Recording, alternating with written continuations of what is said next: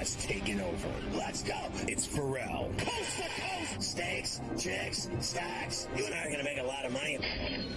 It's Ferrall. Coast to coast.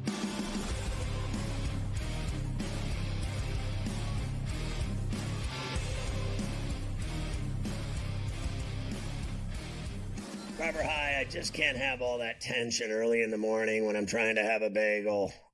It's just the fighting and the screaming and yelling, and everyone's very angry. It's a rough way to start the day, as you know. I like to have calm, fresh squeezed orange juice, a little cup of Joe, maybe a bagel. Can we all just get along? I'm hoping that we can in the future. I'm looking into it. There was a lot. I don't know what was happening there, but there was definitely tension. And I didn't know what to do in that moment. You know, Big Ten Ben has he's got a passion for college basketball. He loves college basketball and understands the status and the allure that Kentucky guy hoops, in the middle is a soldier. We'll snap him in two. He's like a Green Beret, a Navy SEAL, wrapped into one. Yes. He does like a podcast about killing people. I don't mess with the soldiers, okay? You know, I can handle Big Ten Ben in the low post, but your boy Zeno, he's like one of these. He's like a rifleman. He's like a sniper. You don't trust those people.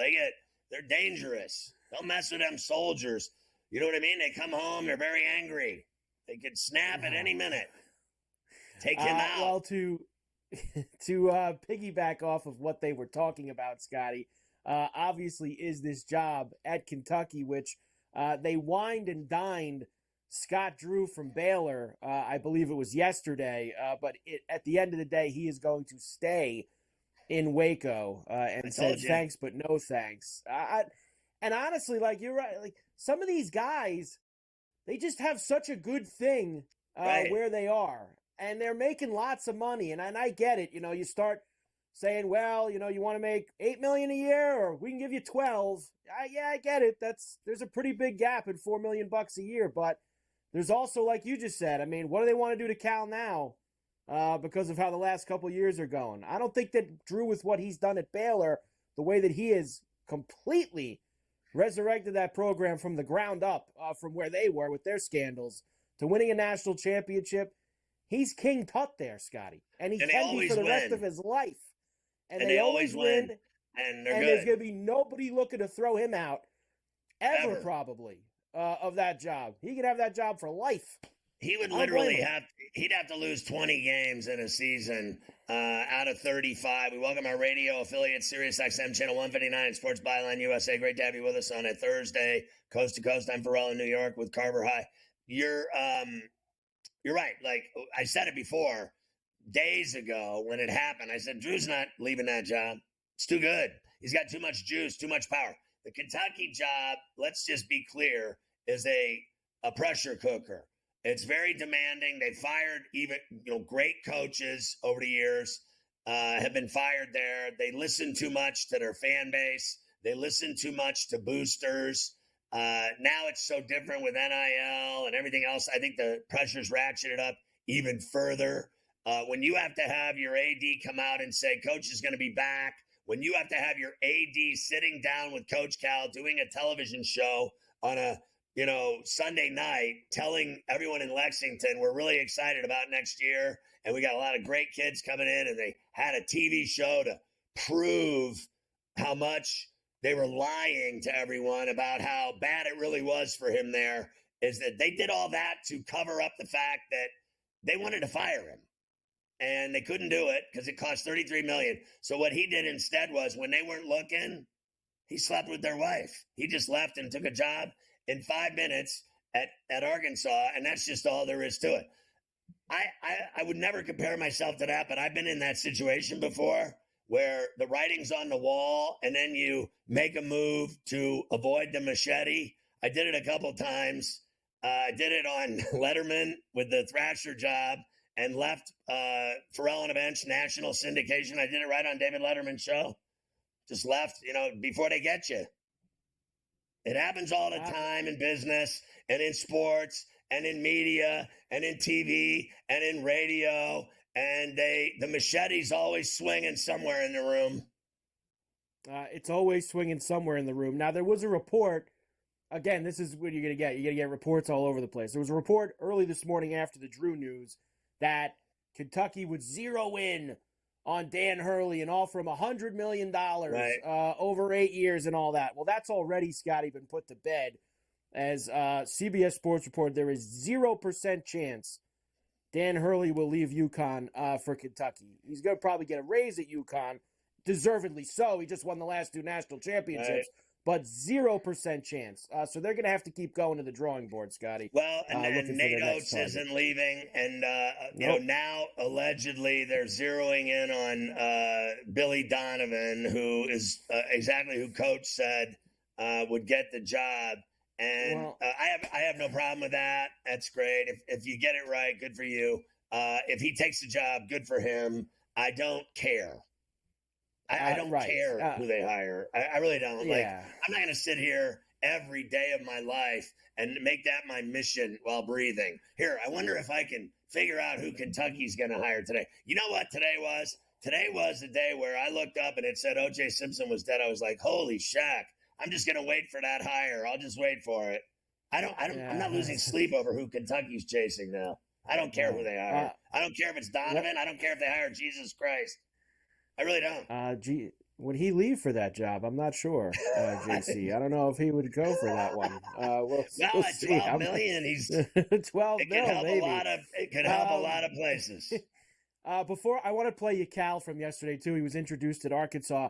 Tiger first hole hit a beauty drive down the middle and then stuck it, Scotty, to like 7 feet to the hole. So he's going to have a real good birdie chance on the first hole of the day out at Augusta, so that will get people very excited. Here's Calipari. He's excited to be in Fayetteville. Let's go. And you know what? I'm jacked about another opportunity. I'll bet he is. I'm like, let's go. No now, stress. I met with the team. There is no team. So now I got to – Hunter's really extremely confident. But we got to get a roster together. And some of it is a little bit of everything, but we will. It may take a little longer. It's not hard to get players when you're John Calipari. He gets better players than any coach, in my opinion, in America. He will load Arkansas's cupboards up with great players immediately. And I'll tell you why. Because everyone that plays for Calipari goes to the NBA. And here's the other thing he's going to do. All those freshmen that were probably incoming into Kentucky who have already pulled out, where do you think they're going to go now? They're probably going to follow Cal to Arkansas. That's what they're going to do. And they got all that NIL money, so they're going to be just fine. Zach Edey wins the Wooden Award again. He was the nation's top player. Caitlin Clark effect begins in the WNBA, Scotty. 36 of the 40 Indiana Fever games will be on national TV. So there you go. You're going to see a lot of Caitlin Clark when the WNBA starts. Well, at some level, I get it. There's money to be made off of Caitlin Clark, and that's why they're doing it. But I don't think it does the WNBA any good at all to have one team on every single national night television coverage and show no other team. Birdie.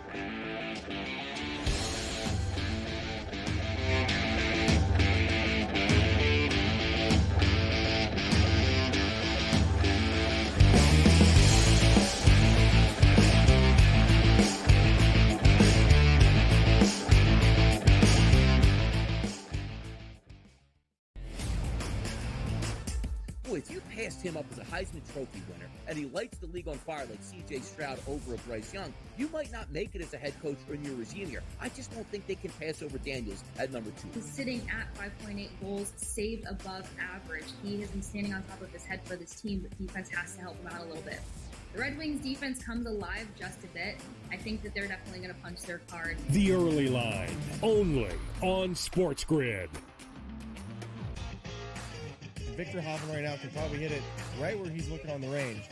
But the problem is when you get out to a golf course, especially like Augusta National, it's a big, big picture. You can see every shot in the world, but the targets are really, really small.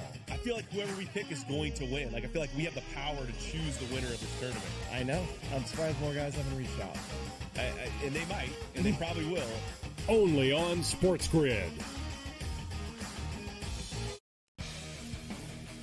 89-87, 0.6 seconds remaining. Big drama here in this game.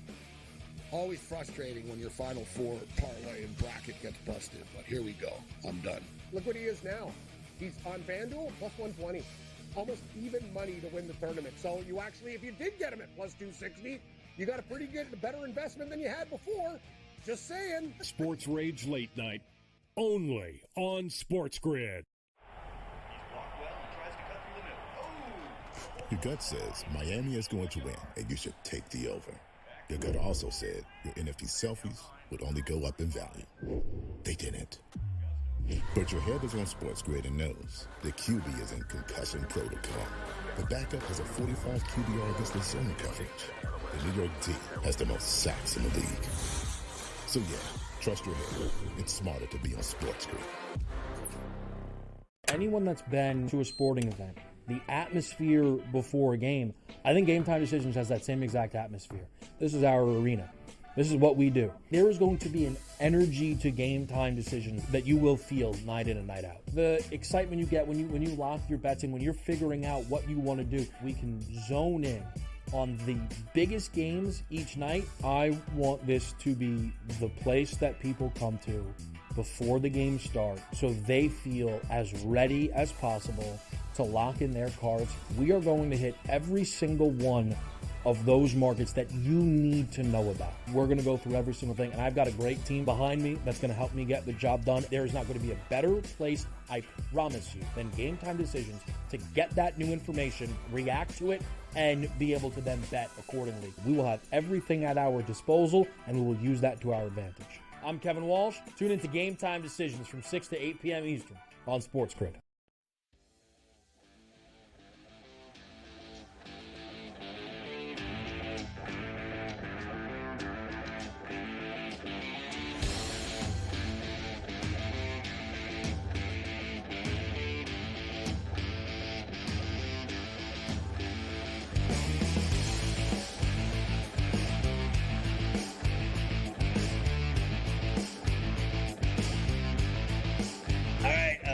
Can you explain to me, at the very least, can anyone explain to me, why is it that Saturday there's no NBA games?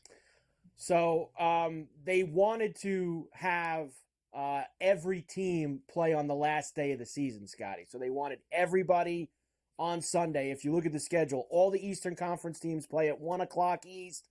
All the Western Conference teams play at 3:30 East. So they not only did they want everyone to play on Sunday, they wanted everyone to play on Sunday in the afternoon.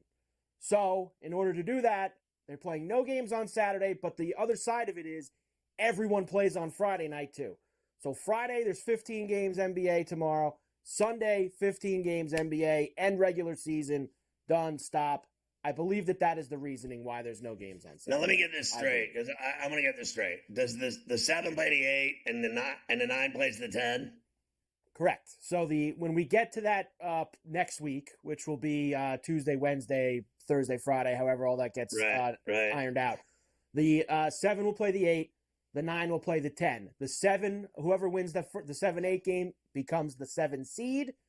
Whoever loses that game will play the winner of the 9-10 game, and that game will become the 8 seed. Whoever is left out of that. So so the teams in that 7-8 game have two chances to get into the actual playoffs. They actually have 2 cracks, which is why it's important to potentially get into those slots if you can. So with a couple games left here, Scotty, we have a lot to be decided. There's actually one matchup that is going to be set in stone in the Western Conference, and that is that the Mavs are going to play the Clippers in the first round in the West. And Luka and the Mavs have been very hot. They beat the Heat again last night, 111-92. Luka getting involved, Scotty, on ESPN. And that could be your first-round opponent against the guy that was playing as well as anybody in the league before the injury. Doncic, sidestep 3, knocks it down. That's his 4th three-pointer. He's got 24 in the lead, back up to 22. Let me just say that they kicked their ass so bad last night. I was watching that game. It was so bad what they were doing to the Heat. I couldn't even watch it. After about 15 minutes of it, I was like, I've seen enough. I'm not watching this game. This game is terrible. I'm watching one team. They're up 30, 40. I was like, they destroyed them. It wasn't even a game. I mean, the Heat quit in the first quarter. Game over. Nice job, Spo, getting the guys to commit on a, Wednesday night. I mean, at a home game, they quit in the first quarter. Done. And I got to tell you, and listen, we give them a lot of credit. They always are a tough out in the playoffs, all that stuff. Like, they've had an opportunity here in the last week that if they would have won some more basketball games, maybe they don't have to play in the play-in tournament. And it's almost like, Scotty, they were like, you know what? We went out of the play-in tournament last year and we went all the way to the NBA Finals. Well, that might not happen this year. JoJo might, drop 50 on him in the play-in game, and then they got to struggle to get in. Like, it ain't gonna be easy for the Heat. I don't know why they're really not taking these games seriously, to be quite honest with you. Well, when I watched them last night, I came to the realization that they're just not that good. That's just not. Really, what it comes down to is and listen, some guys do this. Jimmy Butler becomes another player when the games go to that next level, right?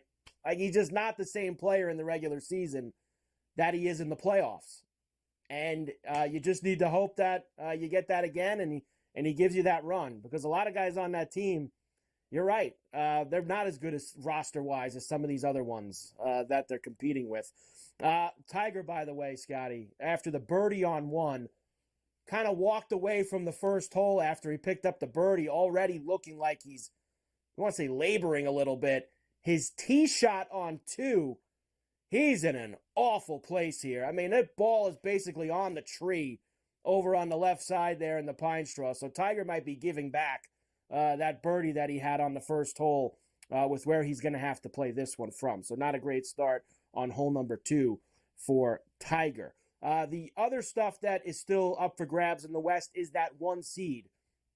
Going into last night, Thunder, Nuggets, and the T-Wolves all very much alive for it, Scotty, but 2 of them played each other last night. Nuggets beat the T-Wolves 116-107.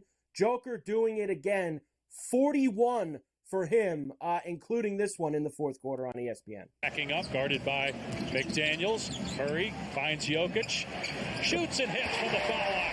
34 for Jokic, 14 of 18 from the field. I don't think that they're seriously taking anything all that seriously, in my opinion, the whole season. I think right now they're like, all right, we need to get this top seed. We need Joker to turn it up. We need to win right now. And they're able to do that. That's how good they are. And when, Murray's been out a lot with injuries, this and that, I don't think they cared about those games, frankly, in that much of a desperate situation at all. Now they're right where they need to be. And I think they are still the best team in the NBA. I mean, they're still the best. They're still the champs. Everyone wants to crown the Celtics the champions, but that's not the way it works. They got to beat them. And, they got to get through the East, which isn't going to be fun to begin with. Everyone thinks it's so automatic that Boston's going to win the East, go to the NBA Finals, win the championship, and it is not going to go that way. Denver's too tough, and someone between Oak City and Minnesota is going to be brutal to deal with. And I'll tell you what, this Dallas team, they are so much different, I think, with, Washington and the other big center they got,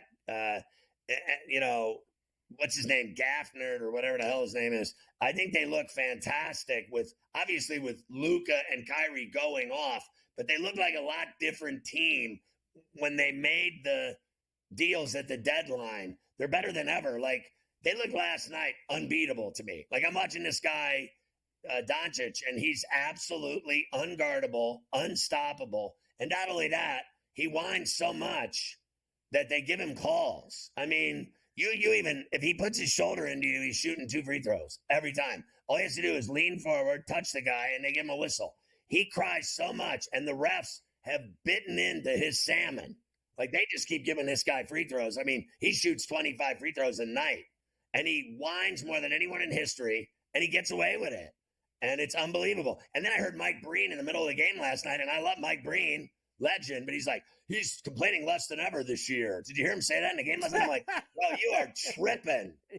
You are tripping. This guy complains more than anybody in history. I've never seen a player that good complain as much as him. But I'm telling you, like, when he sat down with 3 fouls, Kyrie started dropping 35-footers in the net like they were layups. You can't guard either one of them. Dallas is a major problem for whoever they play. Major problem. Dallas is going to beat whoever they play. Dallas has played really well, that's for sure. By the way, Daniel Gafford is who you were talking about. The kid. And what did I call him? Gaffney? No, I don't know. Gafford? I thought I called him Gafford. Gaffney? I said did. Gafford, I think you said Gafford. You said Gafford, the Gaffer. In the West, Denver now is the one by themselves. They have a 1-game lead over both Minnesota and OKC, who are 2 and 3. We told you that's locked. 4 and 5, the Clippers and the Mavs. 6 is still up for grabs. The Pelicans are there right now.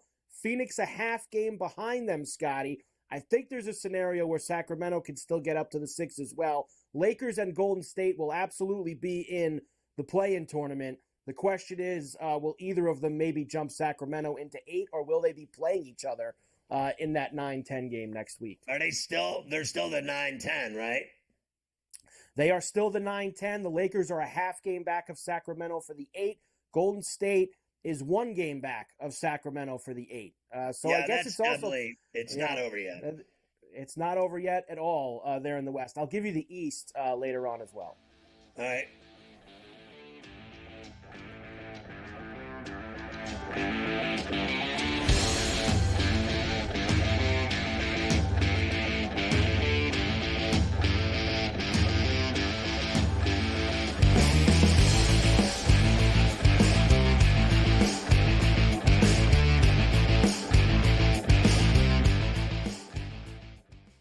There is going to be an energy to game time decisions that you will feel night in and night out. We're going to go through every single thing, and I've got a great team behind me that's going to help me get the job done. I want this to be the place that people come to. We are going to hit every single one of those markets that you need to know about. There is not going to be a better place, I promise you, than Game Time Decisions. We will have everything at our disposal, and we will use that to our advantage. I'm Kevin Walsh. Tune into Game Time Decisions from 6 to 8 p.m. Eastern on SportsGrid. The Bostonian versus the book.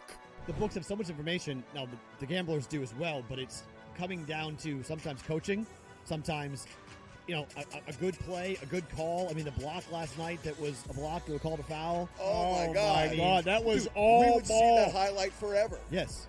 And instead, we got robbed. We'll never see it again. Got robbed by a referee making, that's a ref. They still covered, though. They did cover. The Bostonian versus the book. Victor Hovland right now can probably hit it right where he's looking on the range. But the problem is when you get out to a golf course, especially like Augusta National, it's a big, big picture. You can see every shot in the world, but the targets are really, really small. I feel like whoever we pick is going to win. Like, I feel like we have the power to choose the winner of this tournament. I know. I'm surprised more guys haven't reached out. And they might, and they probably will. Only on SportsGrid.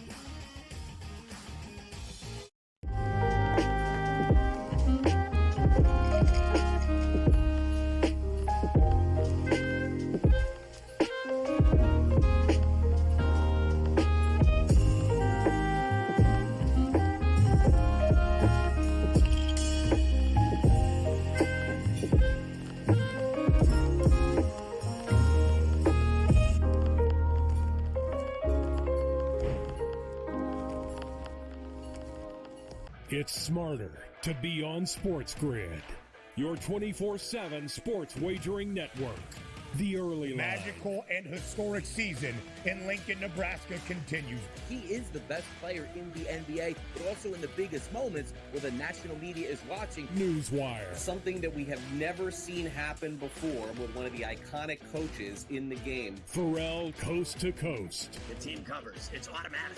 It's every time. Not sometimes. It's every time. Game time decisions. Is actually far more dangerous from 3 on the road this year than at home. This game here tonight, you may want to consider taking as many points as humanly possible. In-game live, prime time. We got not 1, but 2 coaches fired systems in place. Sports Rage This Late sort of Night. has letdown written all over it. It's going to be hard to match the emotion that they played with the other night. It's smarter to be on Sports Grid.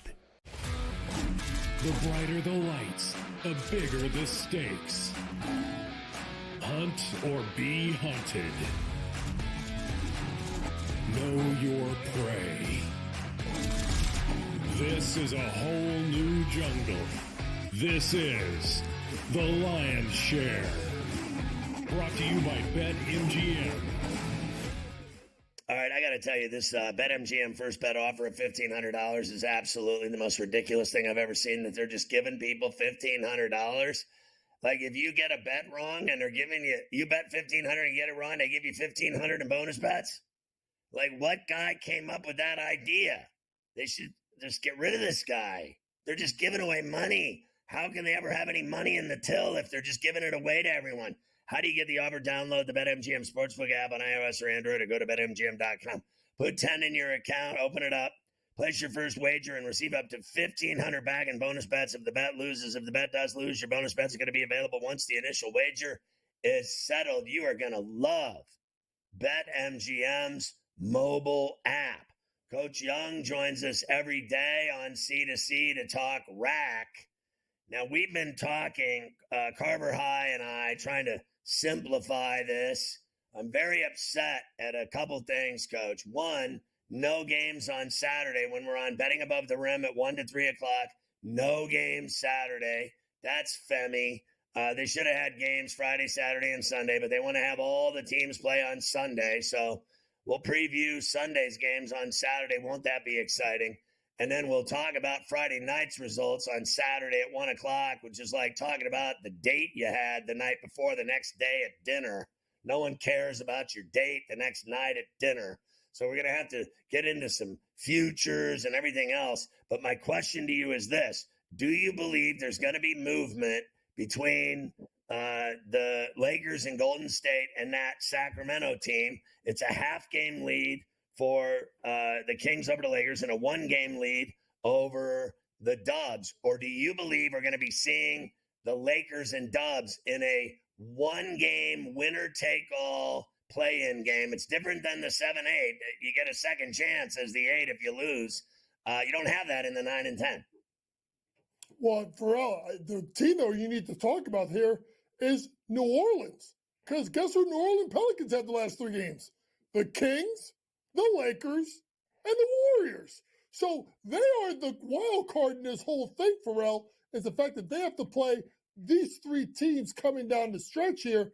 And listen, at the end of the day, if you're the Lakers or the Warriors, you're trying to, like, to get past that, that 9-10 game. You want to get to that 7-8. So they're going to push for it. But the interesting thing about the Pelicans are they're kind of tied in, right, with the Suns. So you have to start looking at not just what New Orleans does, but what Phoenix does, because when Phoenix lost that first game of that back-to-back with the Clippers, they went 1 game behind New Orleans in the loss column. So all of these teams are tied together. Now, Phoenix has Minnesota and Sacramento.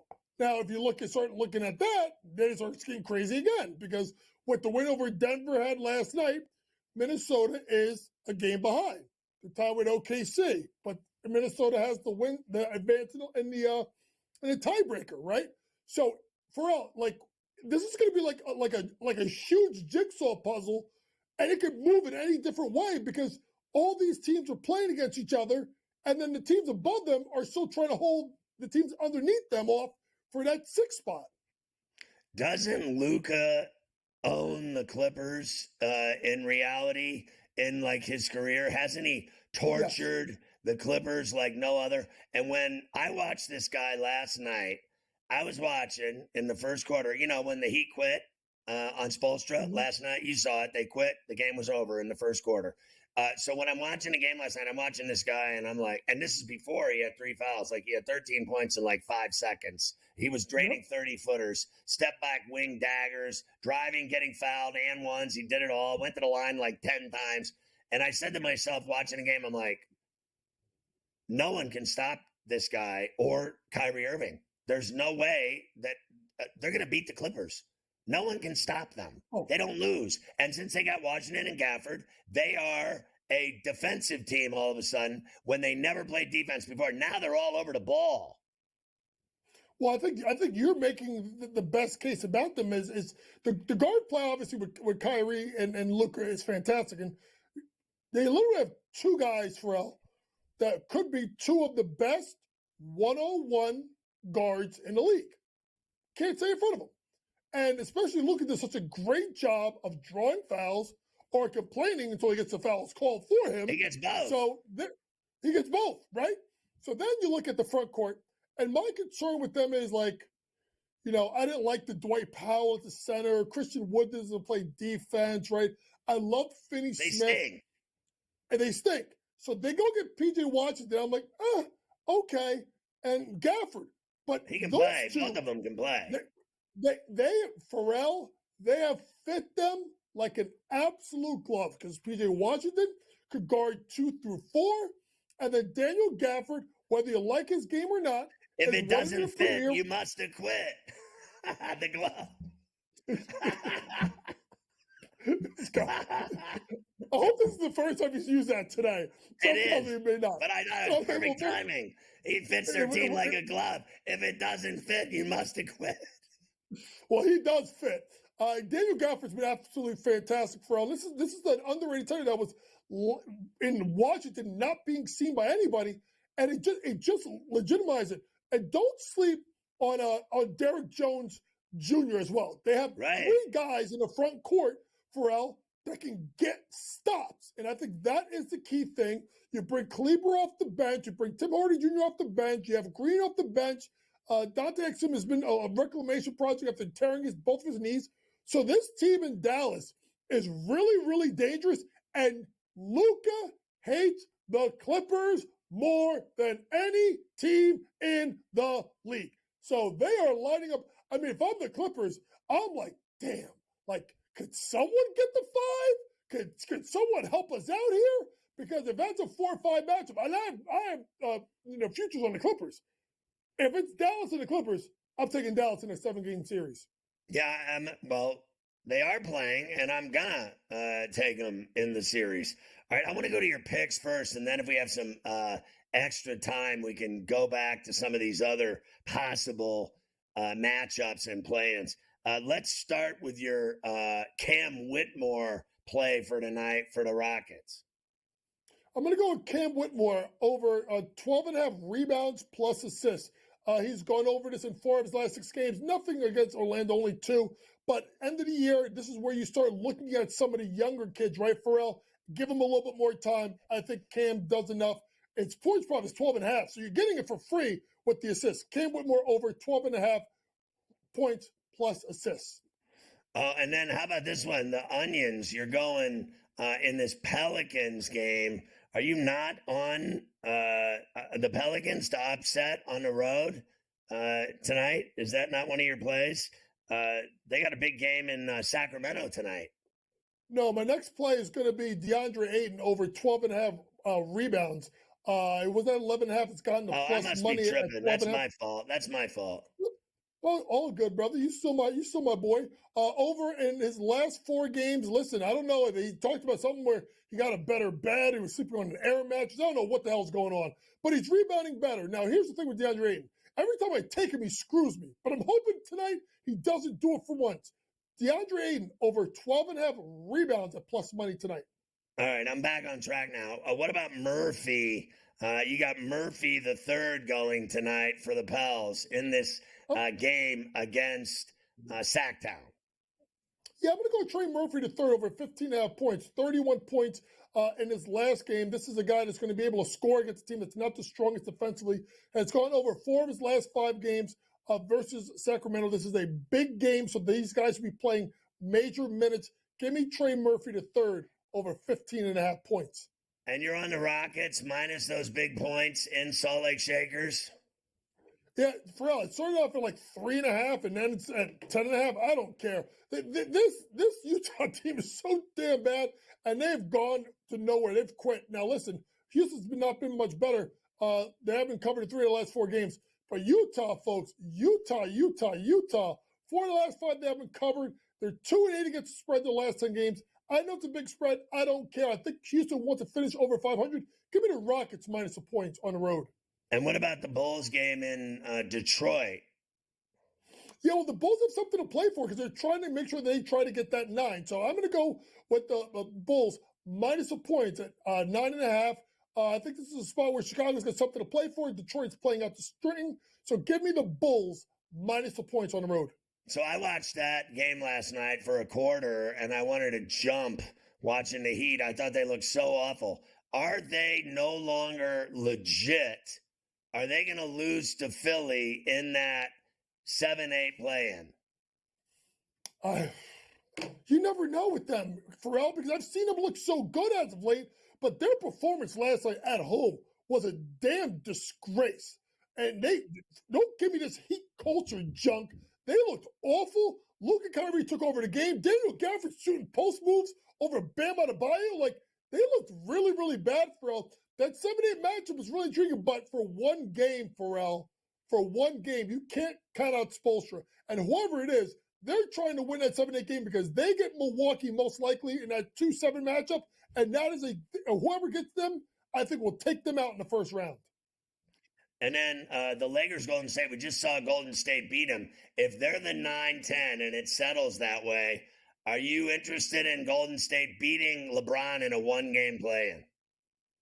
Honestly, no. I think LeBron and AD in a one-game play-in, LeBron finds a way to get it done. You don't think that AD won't play in a game because he gets injured putting his mascara on before the game? That's a possibility. I don't know. Good point.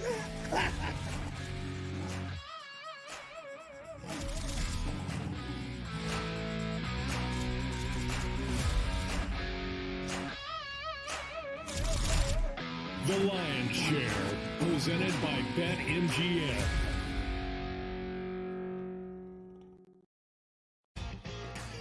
Victor Hovland right now can probably hit it right where he's looking on the range. But the problem is when you get out to a golf course, especially like Augusta National, it's a big, big picture. You can see every shot in the world, but the targets are really, really small. I feel like whoever we pick is going to win. Like, I feel like we have the power to choose the winner of this tournament. I know. I'm surprised more guys haven't reached out. And they might, and they probably will. Only on SportsGrid. There is going to be an energy to game time decisions that you will feel night in and night out. We're going to go through every single thing, and I've got a great team behind me that's going to help me get the job done. I want this to be the place that people come to. We are going to hit every single one of those markets that you need to know about. There is not going to be a better place, I promise you, than Game Time Decisions. We will have everything at our disposal, and we will use that to our advantage. I'm Kevin Walsh. Tune into Game Time Decisions from 6 to 8 p.m. Eastern on SportsGrid. Jason Tatum has games where he has stinkers. He shoots a 4 for 16. Jaylen Brown in the playoffs gets exposed because he can't go left. Porzingis gets old. Sometimes Jrue Holiday's not consistent. Al Horford father time to catch up. That being said, I still think they're going to the NBA Finals and winning it. And I'm a Knicks fan. I hate the Celtics with all of my might. Betting above the rim, only on SportsGrid. Memphis owns them. They beat them 5 straight times. And Memphis is awful. So what does that say about the Bucks? They are the most overrated team in the NBA, hands down. Michigan and Boston College, there's going to be goals scored in this game. But, without being stated, the total's up to 7.5 right now. I got to go under 7.5 here, Scott. Ferrall Coast to Coast, only on SportsGrid. It's smarter to be on SportsGrid, your 24/7 sports wagering network. The early magical and historic season in Lincoln, Nebraska continues. He is the best player in the NBA, but also in the biggest moments where the national media is watching. Newswire. Something that we have never seen happen before with one of the iconic coaches in the game. Ferrall Coast to Coast. The team covers. It's automatic. It's every time. Not sometimes. It's every time. Game time decisions. Luka is actually far more dangerous from 3 on the road this year than at home. This game here tonight You may want to consider taking as many points as humanly possible. In-game live, prime time. We got not one, but two coaches fired systems in place. Sports Rage This Late sort of Night. has letdown written all over it. It's going to be hard to match the emotion that they played with the other night. It's smarter to be on Sports Grid.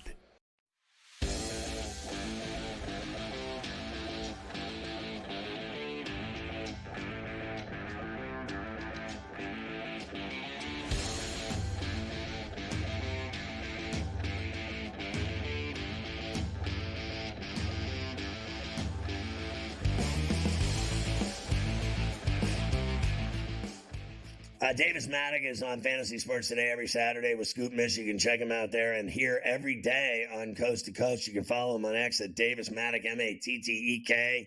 That's how you follow him. And it's Davis, Davis, just in case you're as bad as me with names and remembering things and spelling and adding and subtracting. Anyway, I want to start with this today. Earlier, Davis, we were talking about Holiday's kid.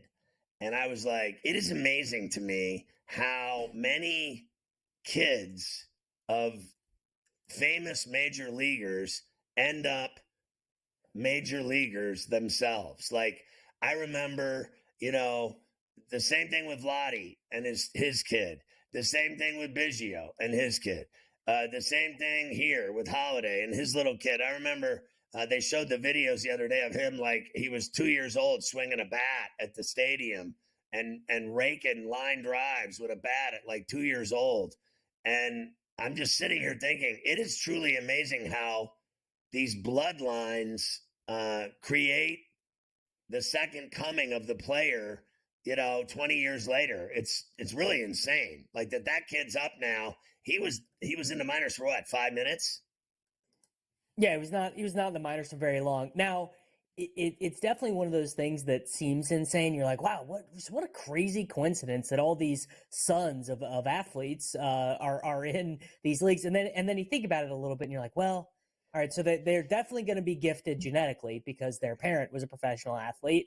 Professional athletes are going to have a lot of women attracted to them, so they're going to be able to find probably a high-end genetic mate, right? I mean, that's just facts. And then the resources. I mean, you were going to have access to the best coaching. You were going to have access to the best training methods. You're going to have access to elite nutrition. If you ever get injured, if you're injured if Jackson Holiday, sprained his ankle when he was 14, he would have been able to go to, one of the highest paid sports scientists in the country. So, I mean, obviously it is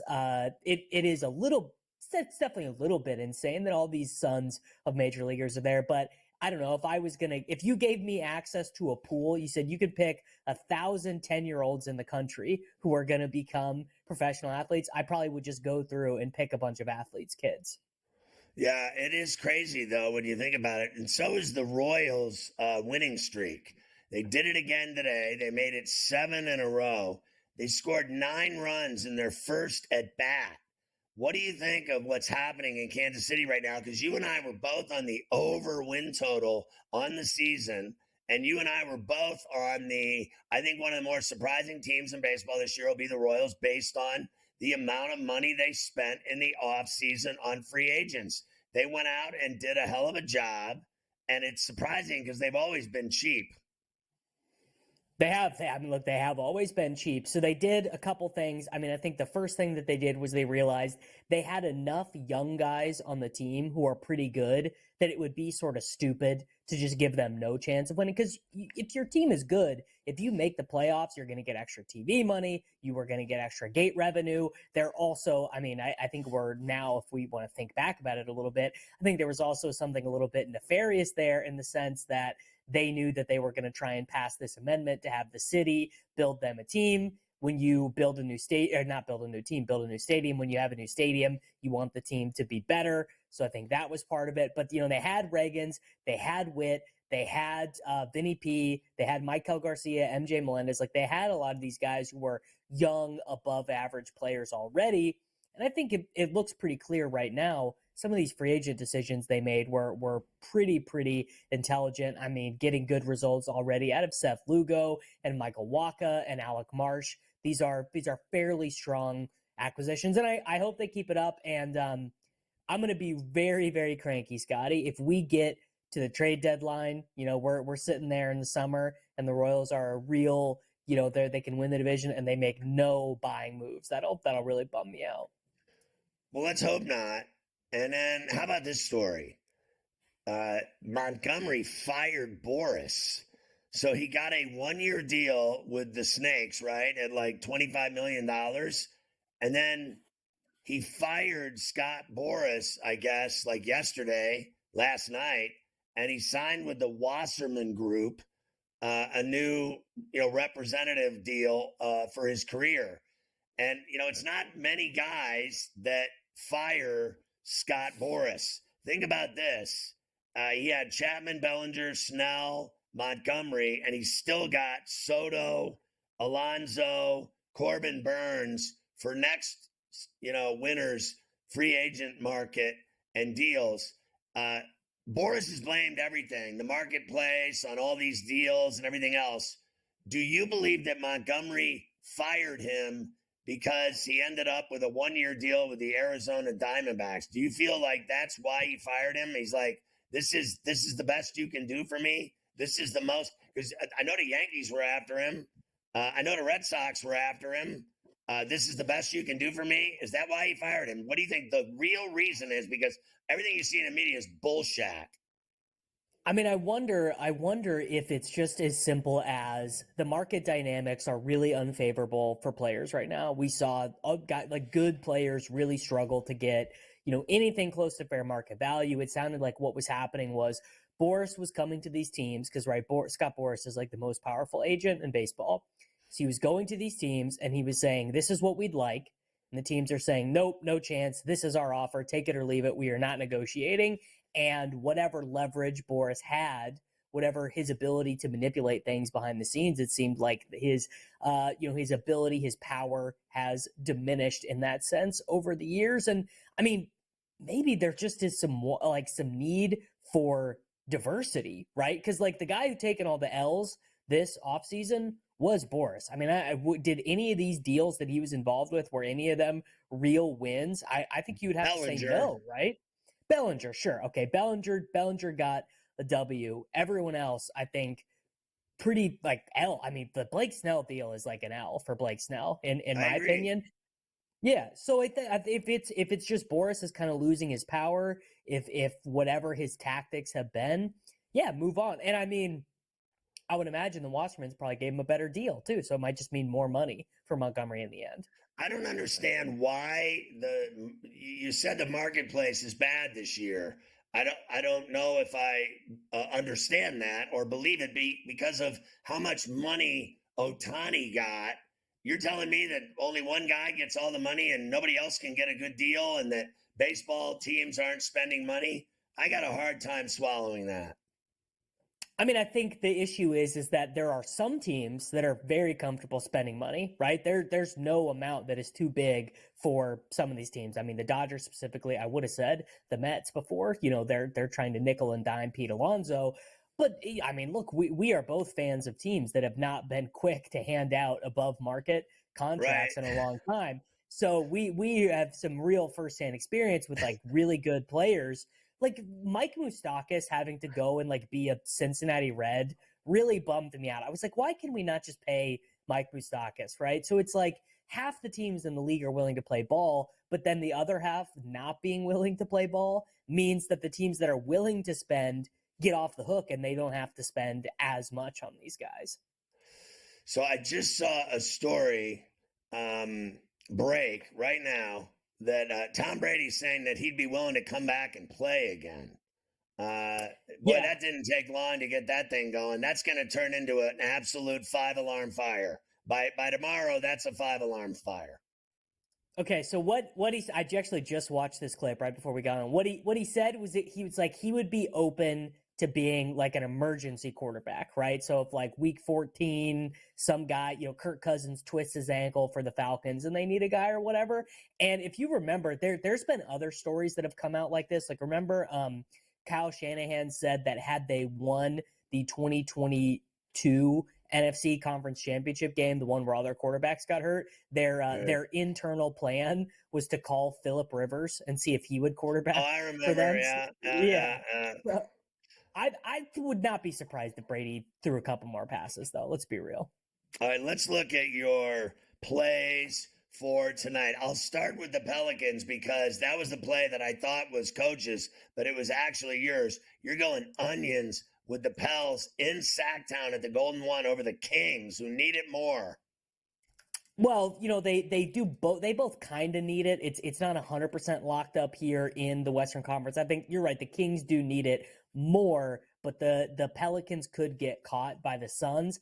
My guess would be, though, is the Pelicans probably do really want it because they do not want to have to play against the Denver Nuggets. Right now, the Denver Nuggets are the 1 seed, almost locked in, honestly, at this point, that they're going to end up getting there because they beat they beat Minnesota the other night. So the Pelicans really need it. And the Kings, like good, fun. I'm loving the Sabonis stuff. Like it's a good story, but their rotation now without Kevin Huerter and Malik Monk is like so thin on the wing. There's a lot of like Keon Ellis, Chris Duarte is playing a lot now. They're playing Sabonis at power forward a little bit. Like it's just, these are weird lineups. And I think the Pelicans are just like the much better team. So you're on Baltimore tonight against Boston. Again, they were down big, came roaring back, won that game last night. You're going with Baltimore again at Fenway. I am going with them again. I mean, the Orioles are, I think, one of the few teams, a lot of times we get these over exuberant. We get so happy about these young teams, like, oh, these young hitters, they're so good. And I don't really feel like the market is capturing just how good this offense is. I think we obviously saw evidence of it last night, but a pitcher like Garrett Whitlock is going to have his hands, and the Red Sox bullpen is not good. I think that is going to end up being one of the things that really kneecaps them for the rest of the season. But I'm going to be betting on the Orioles a ton just in these spots against mediocre American League starters. All right, so you made a bet here on the draft, and it's on the Titans at number 7. You think they're going to take who? Brock Bowers from the University of Georgia. So their new GM does the press conference yesterday, and he's getting asked about what he thinks about the roster, what are they doing in the draft, and he said a couple things. So the first thing he said is, we really need tight ends. He mentioned Chig Okonkwo and Josh Wiley, who are on the roster, but he's like, man, we really need to address the tight end position in the draft. And the other thing he said was he did not even mention former first-round pick Treylon Burks' name when he talked about the wide receiver group. He was talking about Nick Westbrook-Akine and Kevin Phillips, just a bunch of very anonymous slot wide receivers. And I think they're, reaching out to Calvin Ridley in free agency, spending on the defensive side. I think it's pretty clear they are going to try and do the Will Levis thing. I think they're going to try and help him succeed as much as possible before they move on from him, after this year. 15-1 is the number they're giving us on BetMGM. I mean, I'm kind of looking at how the draft board sits, and if the Jets don't take Bowers, the Titans are definitely the next logical team to do it. And what about your play for the Falcons? I bet this one too. So we got Rome Odunze to be selected exactly by the Falcons or position of the first player drafted. I thought this was crazy. The Falcons, yeah, they have Drake London. They got Rondale Moore, but Darnell Mooney, nothing behind that. 9-1 for the Falcons to draft a wide receiver with their first pick. All right, great stuff today. Davis Maddock, ladies and gentlemen. We'll see you tomorrow, brother.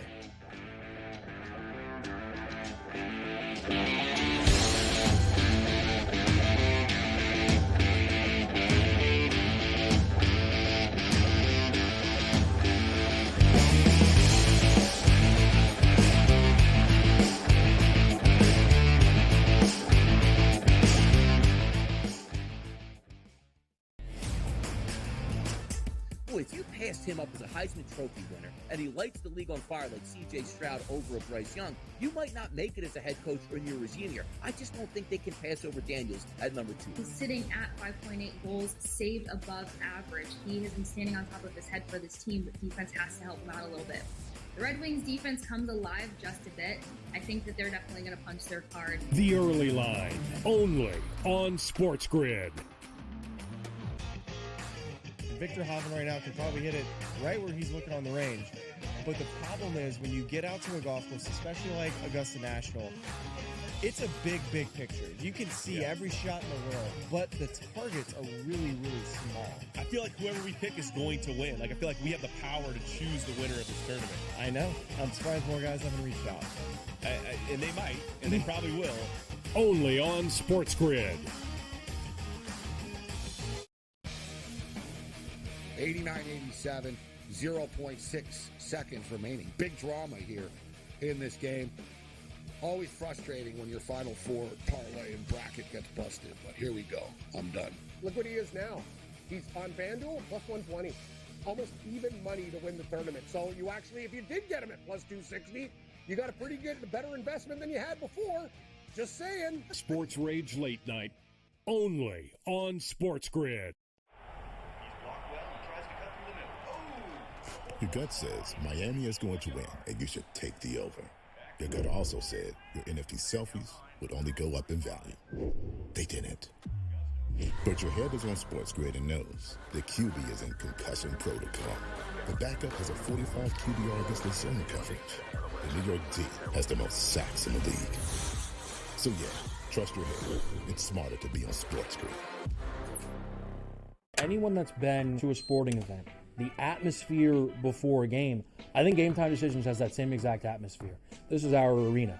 This is what we do. There is going to be an energy to Game Time Decisions that you will feel night in and night out. The excitement you get when you lock your bets in, when you're figuring out what you want to do, we can zone in on the biggest games each night. I want this to be the place that people come to before the games start so they feel as ready as possible to lock in their cards. We are going to hit every single one of those markets that you need to know about. We're going to go through every single thing, and I've got a great team behind me that's going to help me get the job done. There is not going to be a better place, I promise you, than Game Time Decisions to get that new information, react to it, and be able to then bet accordingly. We will have everything at our disposal, and we will use that to our advantage. I'm Kevin Walsh. Tune into Game Time Decisions from 6 to 8 p.m. Eastern on SportsGrid.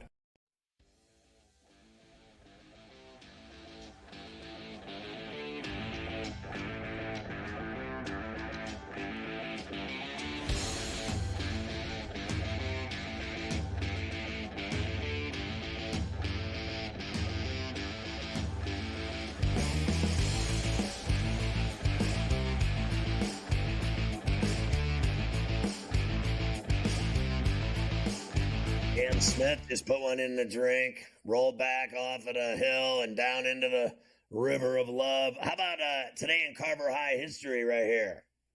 Taking a real slow roll down that hill. All right, here we go. We'll start in 1963 today.